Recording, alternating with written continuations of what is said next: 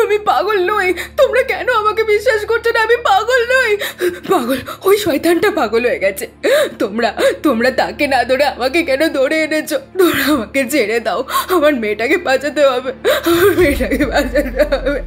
তোমরা আমাকে ছেড়ে দাও, আমাকে ছেড়ে দাও, তোমরা, আমি পাগল নই, আমাকে ছেড়ে দাও, আমাকে ছেড়ে দাও।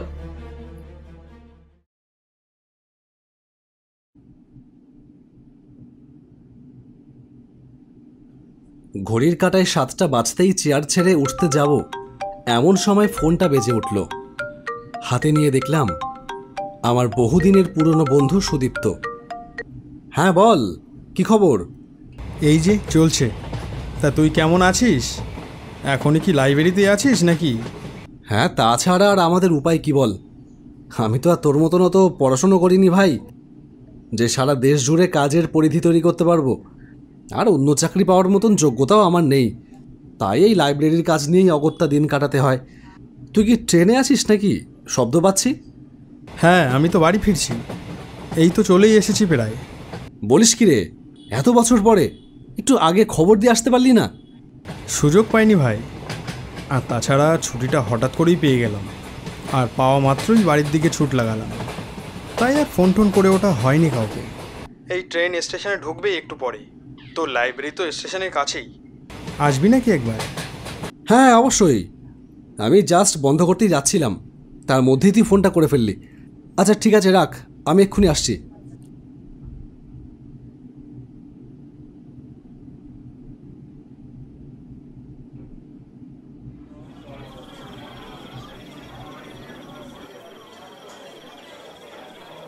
আমি প্ল্যাটফর্মে গিয়ে দাঁড়ানোর সাথে সাথেই ট্রেনটা ঢুকে গেল।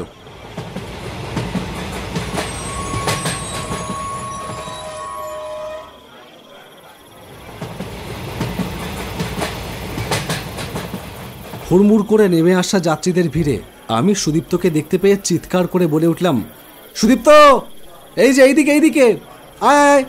সুদীপ্ত ভিড় ঠেলে আমার দিকে এগিয়ে এলো। কিরে, তুই একা এলি যে? লাবণ্য আসেনি? না রে, লাবণ্য আসেনি। লক্ষ্য করলাম লাবণ্যর নাম করতেই ওর এই উচ্ছ্বাসিত মুখটা কেমন যেন একটা বিষণ্ণতার কালো মেঘে ঢেকে গেল। কিরে, কোনো সমস্যা হয়েছে? না, তেমন ব্যক্তিগত কোনো ব্যাপার হলে আমি জানতে চাই না। সব বলবো, কিন্তু এখানেই সব শুনবি নাকি? চল বাইরে চল। হ্যাঁ হ্যাঁ চল।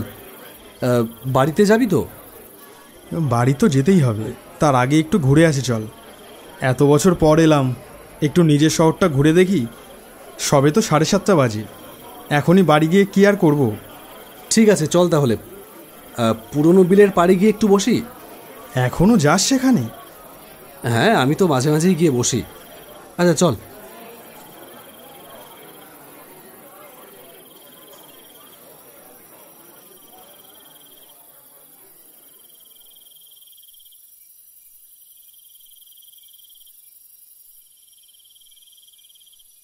সুদীপ্তকে নিয়ে এলাম পুরনো বিলের পাড়ে। এই জায়গাটা আমাদের ভীষণ প্রিয় ছিল। আগে তো দিনের প্রায় বেশিরভাগ সময়টাই আমরা এখানে আড্ডা দিয়ে গল্প করে কাটিয়ে দিতাম। বাঁশের মাচায় বসে সুদীপ্তকে কথাটা জিজ্ঞেস করেই ফেললাম, সুদীপ্ত, লাবণ্যকে আনলি না? তুই একা আসলি, লাবণ্যকে ওখানে কার কাছে রেখে এলি? বীরভূমে তো তোর কোনো নিজের আত্মীয় স্বজন নেই, তাহলে লাবণ্য একা একা ওখানে কার কাছে থাকবে? সুদীপ্ত কিছুক্ষণ চুপ করে বসে থাকলো মুখ নিচু করে, তারপর মুখ তুলে বলল, দেখ, তুই আমার সে ছোটবেলার বন্ধু, তাই তোর কাছে লুকিয়ে আর মিথ্যে বলে কি করব বল? লাবণ্য মেন্টাল অ্যাসাইলামে আছে। মেন্টাল অ্যাসাইলামে? কি বলছিস তুই? কি করে, মানে আমি তো কিছুই বুঝতে পারছি না। তোকে আমি সব খুলেই বলি তাহলে শোন। ভালোই হলো যে তুই এই ফাঁকা জায়গা নিয়ে এসেছিস, লোকজন থাকলে সে কথা বলা যেত না। লাবণ্যকে বিয়ে করেছিলাম বাড়ির কথায়, সে তো তুই জানিস। বাড়ি থেকে অত দূরে চাকরি করতে যাব, একা ছাড়বে না, তাই তাড়াহুড়ো করে আমার বিয়েটা দিয়ে দিল। কিন্তু বিয়ের পরে বুঝলাম বউ হিসেবে যাকে আমি জীবনে পেয়েছি সে মানুষ হিসেবেও কতটা অসাধারণ। জীবনে এমন কোনো বস্তু আমি দেখিনি যার প্রতি লাবণ্যের বিন্দুমাত্র লোভ ছিল। কোনো দিনও আমি ওকে রাগ করতে দেখিনি। এমনকি অভিমান করতেও দেখিনি। সবসময় ওর মুখে যেন একটা তৃপ্তির হাসি লেগেই থাকতো। ওকে আমি দিতে পারিনি তেমন কিছুই, তবু যে কোথা থেকে আসতো ওর এই আত্মতৃপ্তি তা আমি বুঝতাম না। তবে ওর একটাই নেশা ছিল, আর সেটাই ওর জীবনের চরম সর্বনাশ ডেকে আনলো। কিসের নেশা? ওর অলৌকিকতা নিয়ে ছিল সাংঘাতিক আগ্রহ। আমার কাছে প্রায় দিনই বায়না ধরত নানান ধরনের প্রেততন্ত্রের বই এনে দেওয়ার জন্য। আমি কি আর করব, নানান পুরনো বইপত্রের দোকান ঘুরে ঘুরে দিতাম এনে সেই সমস্ত বই। সেই সব বই নিয়ে ও সারাদিন ধরে পড়ে থাকত। একদিন আমাকে বলল, জানো, আমি মৃত আত্মাকে ফিরিয়ে আনবার বিদ্যা প্রায় শিখে গেছি, শুধু আর একটু চর্চা দরকার। লাবণ্য, এইসব কিন্তু মোটেও ভালো কথা না। তুমি মাথা থেকে ওসব ভূত নামিয়ে ফেলো, না হলে কখন কি বিপদ ঘটিয়ে ফেলবে তা ঠিক নেই কিন্তু। আর তাছাড়া এসব নিয়ে নাড়াঘাটা করা আমাদের মতন সংসারী মানুষের কাজ না। লাবণ্য আমার কোনো কথাই শুনল না, ওর কাজ চালিয়ে যেতেই থাকলো। ঘরে আমি এমন কিছু অতি প্রাচীন পেট সাধনার বই দেখতে পেলাম একদিন, যেসব বই আমি লাবণ্যকে কোনোদিনও এনে দিইনি। ও কোথা থেকে যেন ওই সমস্ত বই নিজেই জোগাড় করে এনেছিল। ও হয়তো বুঝেছিল যে সেই সমস্ত বই আমাকে বললে আমি কোনোদিনও এনে দেব না। ওর এই বাড়াবাড়ি এবার আমার কাছে বিরক্তির কারণ হয়ে উঠল ক্রমশ। একদিন গভীর রাতে ঘুম ভেঙে গেল হঠাৎ। পাশে তাকিয়ে দেখলাম লাবণ্য বিছানায় নেই। ঘরের দরজাটা হাট করে খোলা। আমার গাটা কেমন যেন ছ্যাদ করে উঠল। লাবণ্য তো বাইরে বেরোলে আমাকে না ডেকে একা একা বাইরে বেরোয় না, কিন্তু আজ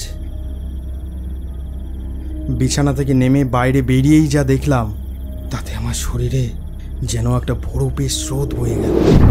এই দৃশ্য হয়তো জীবনে কোনোদিনও ভুলতে পারবো না। উঠোনের বাতাবি লেবু গাছের একটা বাঁকানো ডালে পা ঝুলিয়ে বসে আছে দীর্ঘকায় কালো একটা ছায়া শরীর। তার চোখের ভেতরে যেন দুটো লাল আলোর শিখা জ্বলে রয়েছে। সেই কালো বিভীষিকার সামনে দুটো হাত উঁচু করে দাঁড়িয়ে আছে লাবণ্য।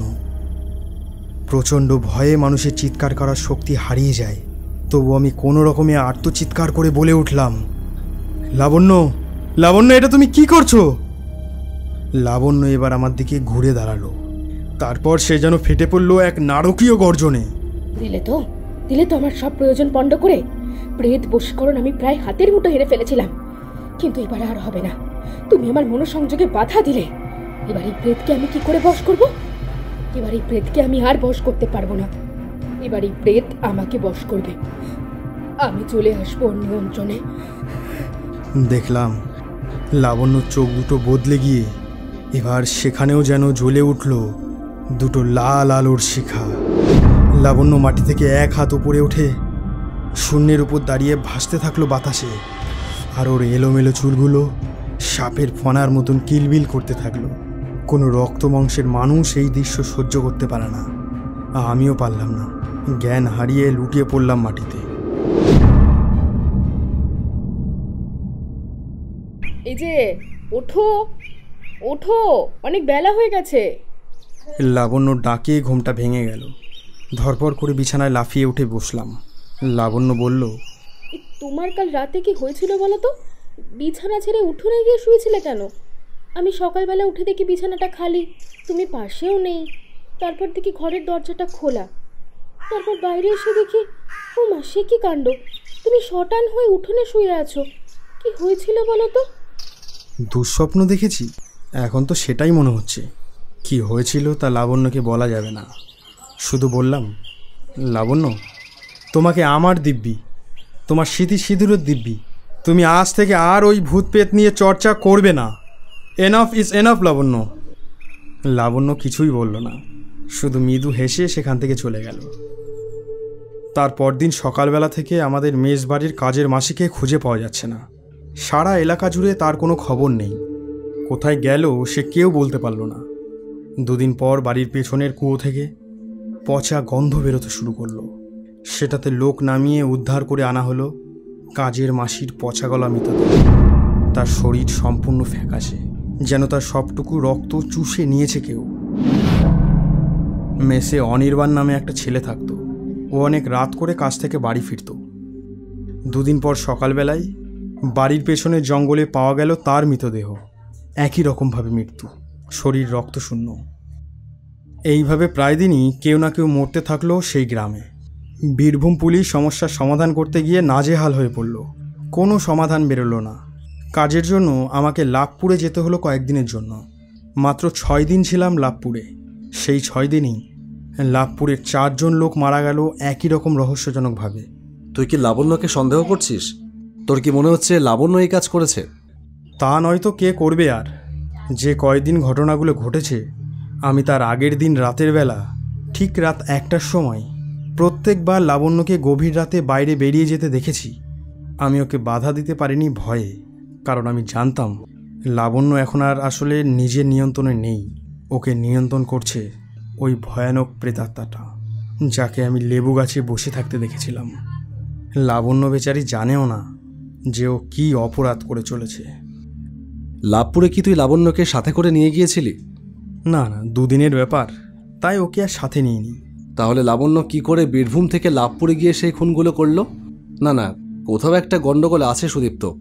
যাকে তুই আমাকে একটা কথা বলতো, লাবণ্য পাগলা গারদে গেল কেন? কি করে বুঝলি যে লাবণ্য পাগল হয়ে গেছে? আমি বুদ্ধি করে ওকে পাগল সাজিয়ে পাগলাগারদে পাঠিয়ে দিয়েছি, আর সেখানকার লোকদেরকে বলে দিয়েছি ওকে একটা আলাদা সেলে রাখতে। ও নিজেকে প্রেতাত্মা মনে করছে মানসিক বিভ্রাটের জন্য। তা না করে উপায় ছিল না। যদি ও কোনোদিন ধরা পড়তো তাহলে শাস্তিটা তো ওর হতো, ওই প্রেতাত্মার তো হতো না, যে ওর ভেতরে ঢুকে এই খুনগুলো করছে। আর এই সমস্ত কথা আইন বিশ্বাস করতো? নে, অনেক কথা হলো, রাতও বেশ অনেকই হয়েছে। চল এবার বাড়ির দিকে যাওয়া যাক। আর শোন, তুই কিন্তু আজকে আমার বাড়ি থাকবি, না বললে কিন্তু শুনবো না। না, সে আমার থাকতে কোনো সমস্যা নেই। আমার বাবা মা কেউ আজকে বাড়িতে নেই, বাড়িতে এমনিও আমি একা। বাহ, তাহলে তো ভালোই হলো। চল তাহলে। আর তাছাড়া আমার গল্পটা এখনো শেষ হয়নি, ক্লাইম্যাক্স এখনো বাকি।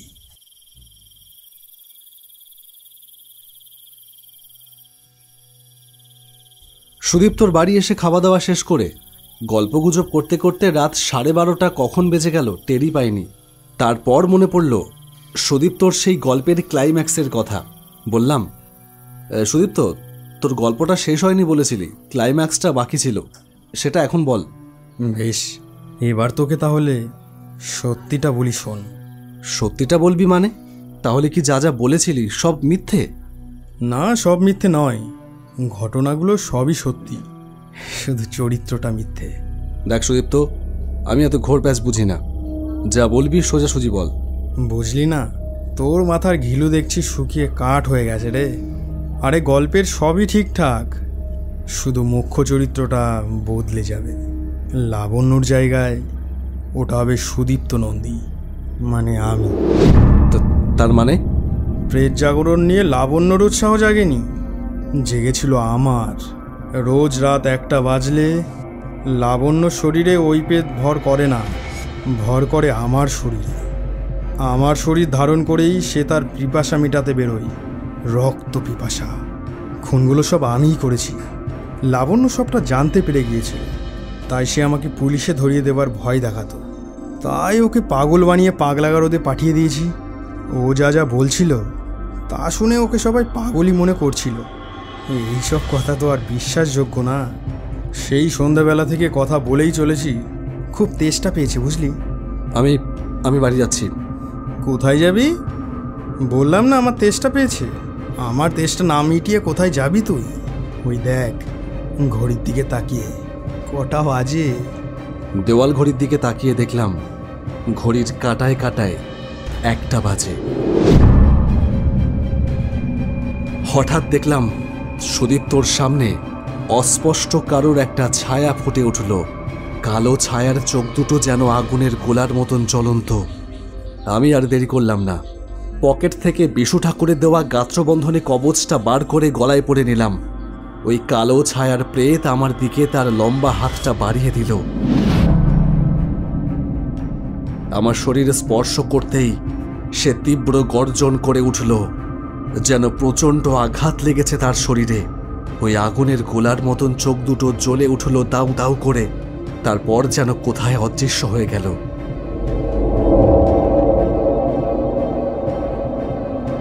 তাতে কি হয়েছে? রক্তের স্বাদ নিতে নিতে আমারও যে রক্তের নেশা হয়ে গেছে। আমি তো তোকে স্পর্শ করতেই পারি, ওই গাত্রবন্ধনী কবচ আমার কিছু করতে পারবে না।